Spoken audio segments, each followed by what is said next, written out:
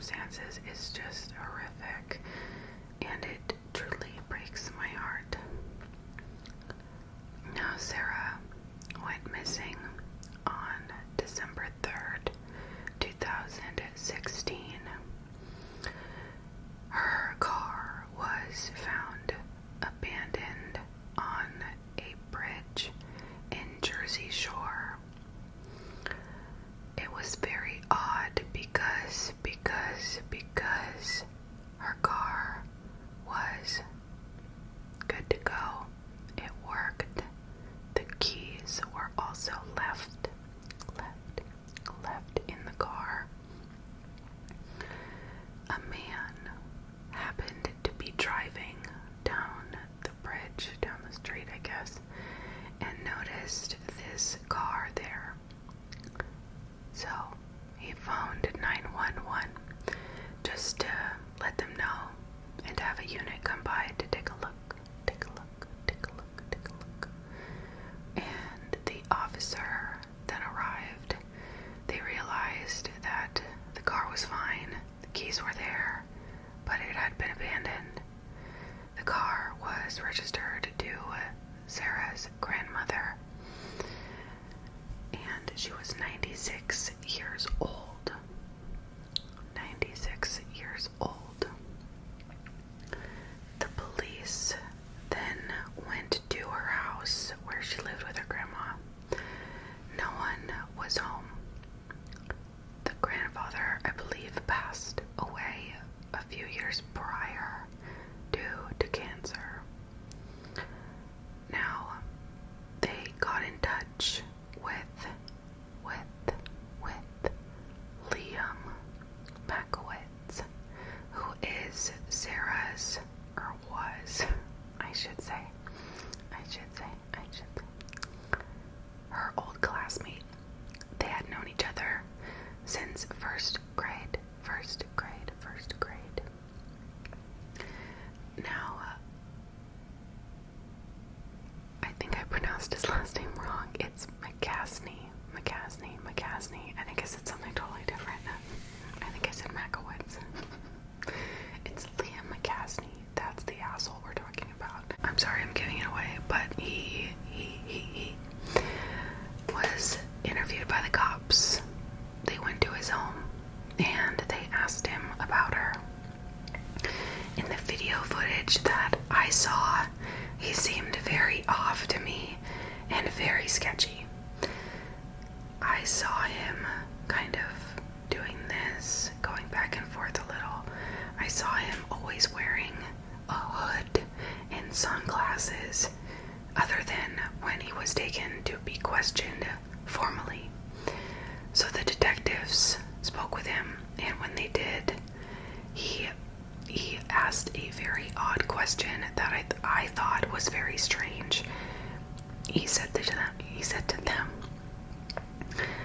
if she did jump off the bridge, how long would it like take for her to show back up? You know, if she could, if she did do that, you know, if she did. I'm like, bro, you look so guilty. But I think that's kind of where they probably started to get tipped off that something was up with this guy. And he was the last person to be seen with her, and that was with her that day. He outrightly stated that when they first went to question him. They said, hey, we just went over to her house, no one's home, you were with her last. Like, what's the freaking scoop, you know? Another odd thing is they were, not that the police were being odd, but they were asking him questions about Sarah's mindset, where she was at the time mentally. And he basically said to the cops, sorry, just adjusting. He said to the cops, in the past, she was known to have suicidal behavior and, you know, self-destructive tendencies, but we are not sure about that. And I don't know if he just said that to kind of make it seem like she did commit suicide and have like a good story behind it. But he was the first person questioned, and the police spoke to him, I think, like 2 more times. I don't know, he was spoken to a lot. And as I stated before, he was just very adamant that she wanted to get away. He wanted to make it seem like Sarah really wanted to leave because of her father. Apparently they had a kind of negative relationship and they were not getting along. They fought a lot, Liam stated. It turned out that this whole story was a cover-up just to protect himself, because he was the man who strangled her to death, stole a safe from her home, and then later dumped her body over the bridge where he left her grandmother's car. Now, although McCatsney didn't speak in court, his accomplice, Preston Taylor, opened up in a major way to help investigators build a case against McCatsney. His name is so hard to say. I just want to call him Liam. But Taylor revealed that McCatsney started talking about his plot to murder and rob Stern 6 months before he actually went through with this crime. And then he actually went through with it. And although Taylor did talk a lot, he let it all out. He had in fact helped him, Liam, get rid of Sarah's body. And he helped her out with throwing her body over the railing.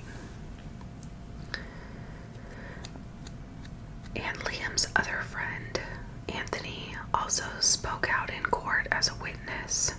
He had hidden camera footage with McCatsney admitting to the crime, which proved instrumental in finding him guilty of murder. In the video, McCatsney described how he killed Stern and the subsequent money he found in the safe that he stole.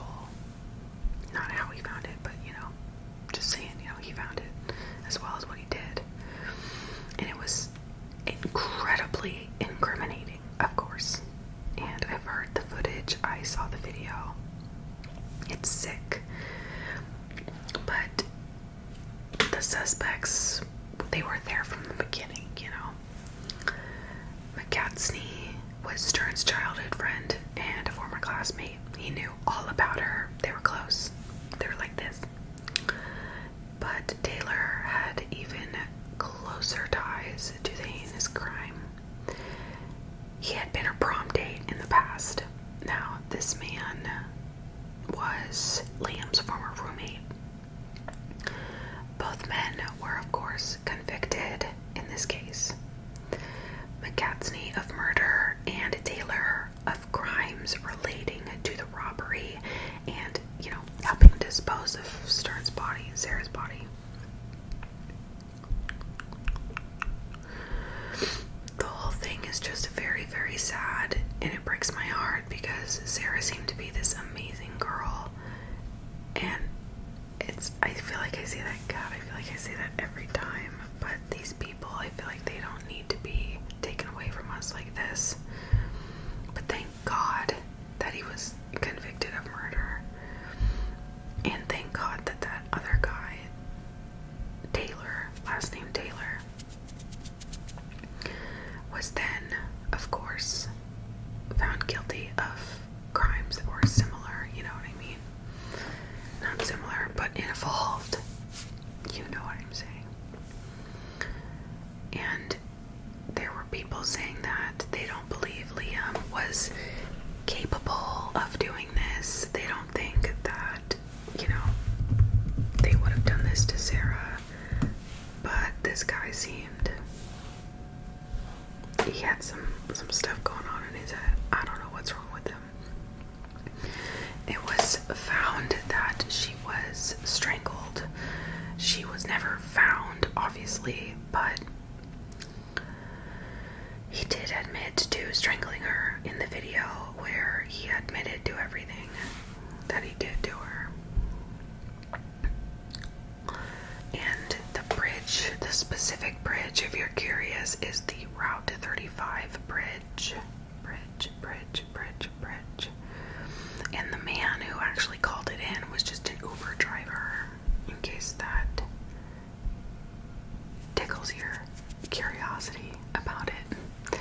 But it was a 94, the car was a 94 four-door Oldsmobile 88. And it was like parked in a really peculiar, is that how you say that word? Peculiar way.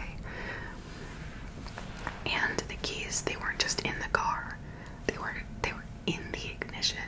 I don't know. It just seems weird. It's like Liam left it there on purpose, hoping that someone would come and steal the car and take it before someone called it in and all this happened, right? In my opinion, that's kind of how it seems. But 96-year-old Lillian Stern, Sarah's grandma, my heart breaks for her. Her husband passed away, and then a few years later, yes, she has to lose her granddaughter this way. And the night that Sarah went missing, Michael, her father, told police that he'd been trying to get a hold of her, but she just wasn't responding to his numerous text messages, and he had no idea where she was. And at the time, he happened to be on vacation in Florida.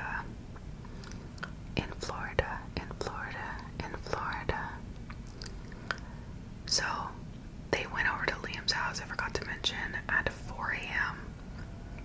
And he was apparently close friends.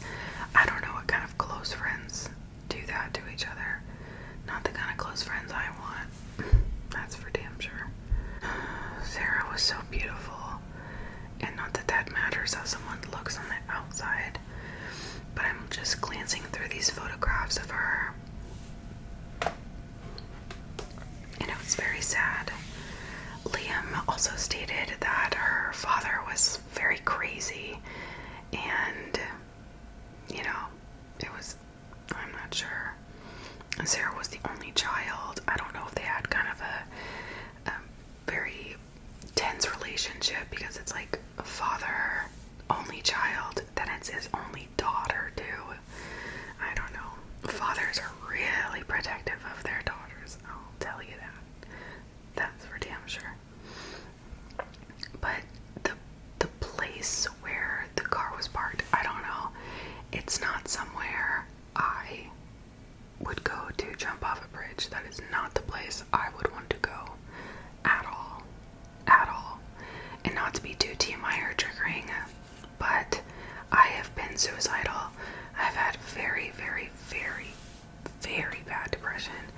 We're talking like clinical, severe, chronic depression. Very bad. Thank God it's gone now. But I have genuinely thought about all the different ways to do it and things like that, and my heart breaks, because that mindset is so sick. It's so evil. It's like the literal devil is shaping your mind and your thoughts, and you have to overcome it. That's like a whole tangent. I'm sorry. But just looking at photos of this bridge, no matter how sad, I don't think I would ever go jump off of a bridge to do that, especially one that didn't seem very high. The photograph could be super far away, but the amount of space from jumping off to the water, I don't know. It just doesn't seem it could be deep enough for sure. I don't know. People survive after trying to commit suicide off the Golden Gate Bridge. So this little one, I don't know. It just seems weird that someone would choose to do that. I'm looking at Sarah's yearbook photo, and she was described as very happy-go-lucky, very full of life, and she loved her dog. She loved her dog, Buddy. She took him everywhere with her. I always loved having a pet growing up. We had tons of animals, but having a dog, there's something about having a little puppy or, baby that you grow up with. A little nugget, and it grows up with you. It's really nice. But she took Buddy everywhere. And one thing I did want to say, I'm not sure if I said this, but police ended up getting this break in the case because Anthony came forward. He got hold of them on his own. He believed that he knew what happened and he wanted to help. But, he was a friend of Liam's, and he told police that on Thanksgiving evening, Liam told him that he planned to kill a girl. He said that he would strangle her and then throw her off of a bridge. He told Anthony that it was a plot for a movie, not real life, not something he was really going to do. But when Anthony discovered that Sarah was later missing, he was like, oh, no, the dots are connecting, the wheels are turning. The similarities are way too striking. I'm gonna call the cops.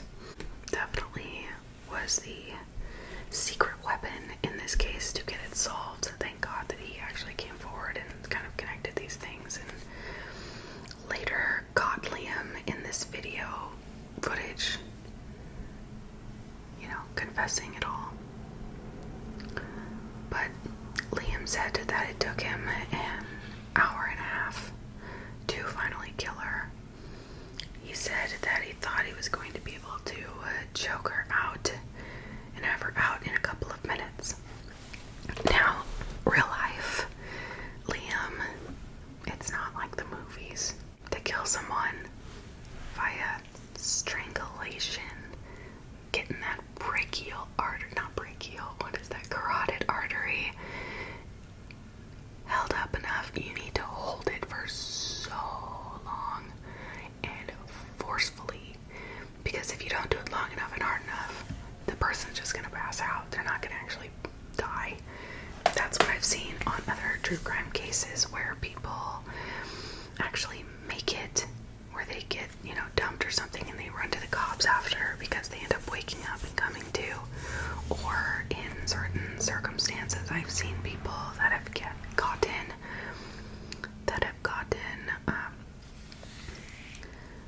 abducted, and they're under this guy's, hold.